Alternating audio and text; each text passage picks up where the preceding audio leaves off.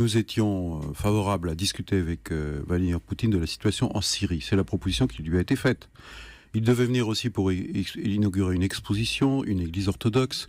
Ça aurait été complètement surréaliste. Très bien, mais il dit je viendrai quand François Hollande se sentira à l'aise. Vladimir Poutine a refusé de venir parler de la Syrie, c'est ça qu'il faut retenir. Et ça, je le regrette. Parce que nous voulons parler de la Syrie avec les Russes. C'est pour ça d'ailleurs que je suis allé à Moscou, que j'ai rencontré mon homologue Sergei Lavrov et que nous avons parlé de la Syrie et nous avons effectivement échangé sur nos divergences. Et il y en a une qui est fondamentale.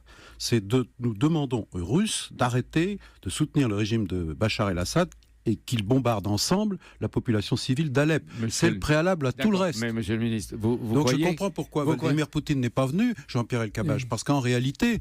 il avait peur de parler de la Syrie. Il a renforcé ses bombardements sur Alep. Et donc j'imagine que venir à Paris pour parler de la Syrie, ça aurait été très embarrassant. Mais vous aviez prévenu que François Hollande ne verrait pas Vladimir Poutine pour les mondanités. Oui. Le président de la République parle de crimes de guerre avant son arrivée. Il dit qu'il hésite. François Hollande peut hésiter, mais est-ce que la France peut hésiter ? Non, mais la France n'hésite pas. La France est la France et joue son rôle.